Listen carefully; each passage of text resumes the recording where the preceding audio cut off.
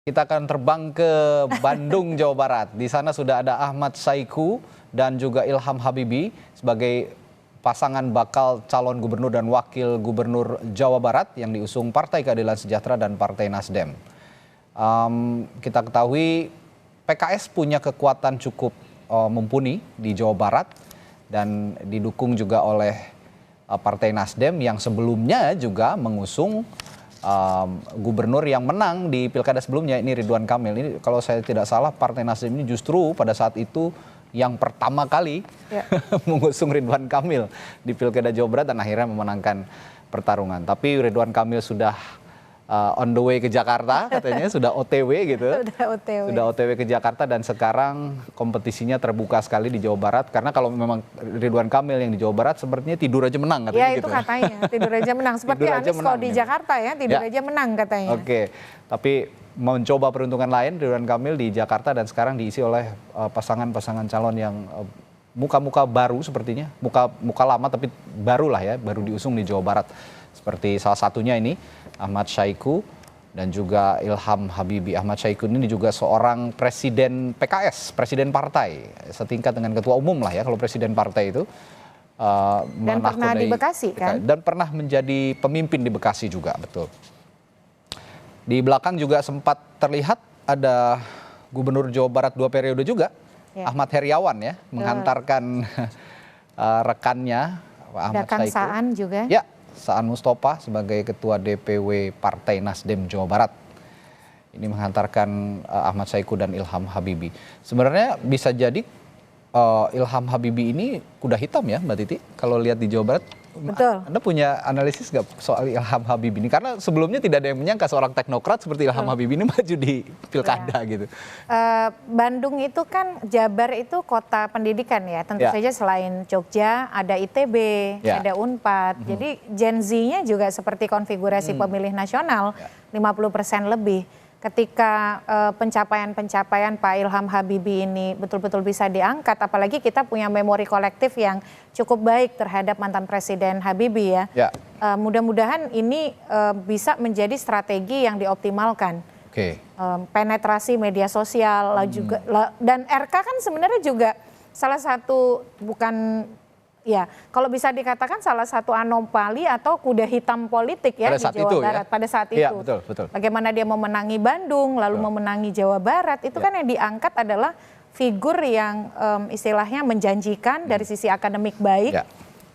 Dan Bandung ini juga punya generasi Z yang banyak sebenarnya. Banyak sekali, Jawa Barat 50% lebih, 55% lebih. Ya, saya lihat Jawa Barat punya generasi Z yang cukup banyak dan kita kenal PKS juga sekarang sepertinya sudah bertransformasi menjadi partai modern ya. Betul, partai yang terbuka.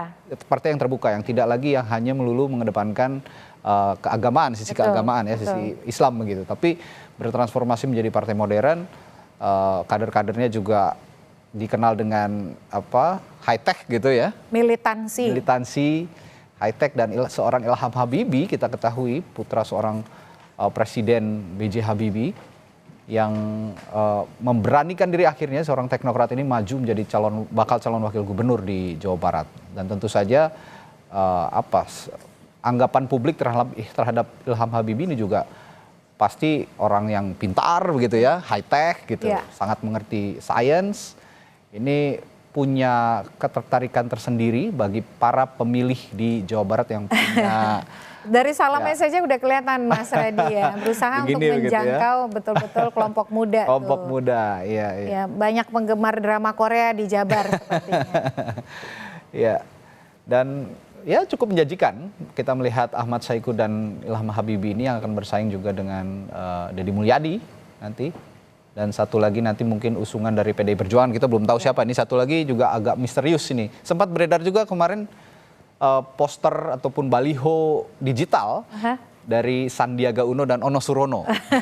Tapi belum tahu, ini masih tarik-menarik begitu, dinamikanya masih terus berjalan meskipun hari ini hari terakhir. Ada juga yang info katanya Mbak Putih. Ya, Mbak Putih, Guntur Soekarno Putri yang akan diusung begitu ya. Dan PDI Perjuangan ini juga punya punya sejarah panjang lah ya di Jawa Barat, di Pilkada Jawa Barat.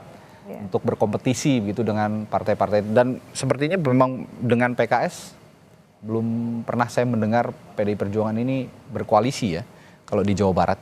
Belum pernah belum ya? Pernah ya. Kalau saya perhatikan belum pernah. Betul. Dan tarung kan kemarin Ahmad Heriawan, Mbak Rieke Diah Pitaloka. Ya, selalu bertarung. Betul. Selalu mencalonkan calonnya masing-masing.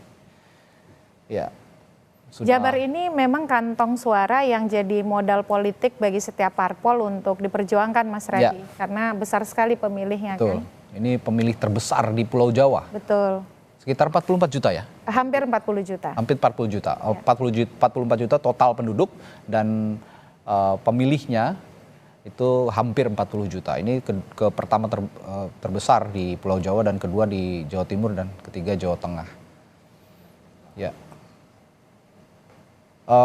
Kalau melihat kompetisi Jawa Barat, selain melihat unsur agamis yang begitu kuat ya di Jawa Barat itu kan saya melihat unsur agamis yang begitu kuat, pemilih Islam yang begitu kuat, dan juga pemilih modern, boleh dikatakan pemilih modern. Dia mix ya, dan karakter masyarakatnya juga kan ada masyarakat pesisir, ada masyarakat yang bisa dikatakan antara Cirebon dan juga Bandung, Sukabumi itu kan agak berbeda begitu. Wilayahnya luas sekali.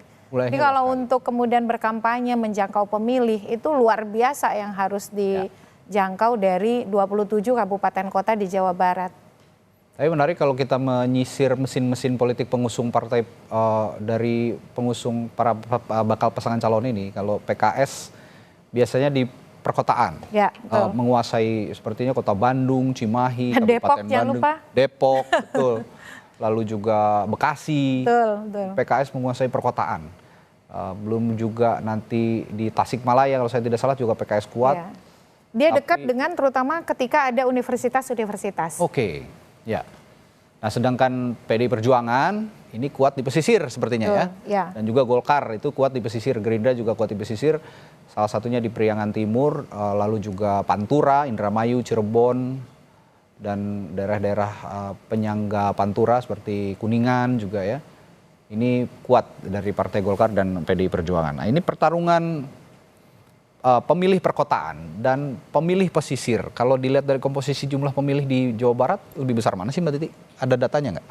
Saya tidak tahu persis, tapi memang kalau dari sisi konfigurasi pengelompokan pemilih, dia lebih banyak di perkotaan. Perkotaan ya? Betul. Karena kan misalnya Bandung Barat, itu Bogor. Bogor, betul. Cianjur, itu Kabupaten Bogor saja sebenarnya sudah cocok jadi provinsi. Oke, ya, karena besar sekali ya. Betul, dari sisi penduduk 5 juta lebih, pemilih saja 4 juta. Jadi itu luar biasa tuh, dari Bandung ke Bogor, belum lagi kemudian harus ke Cirebon, gitu ya, luar biasa dan nih. Tantangan dari para bakal pasangan calon yang bertarung di Jawa Barat ini adalah kampanyenya yang begitu luas sekali ya. Kampanye yang maraton dan begitu luas melelahkan dengan waktu yang singkat. Dan there's no point of return. Siapa yang dapat suara terbanyak, dia yang akan terpilih. Tidak seperti di Jakarta ada 2 putaran.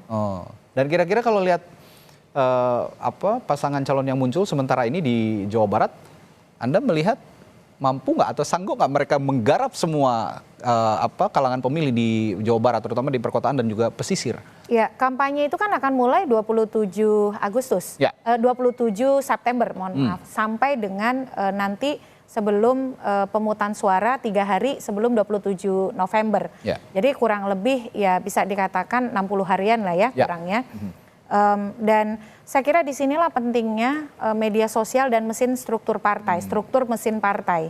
Jadi ketika wilayah yang sangat luas, mau tidak mau kampanye itu harus dari berbagai strategi dan juga optimalisasi mesin partai. Nah kalau PKS ini kan karakternya memang dia terkenal dari militansi kader.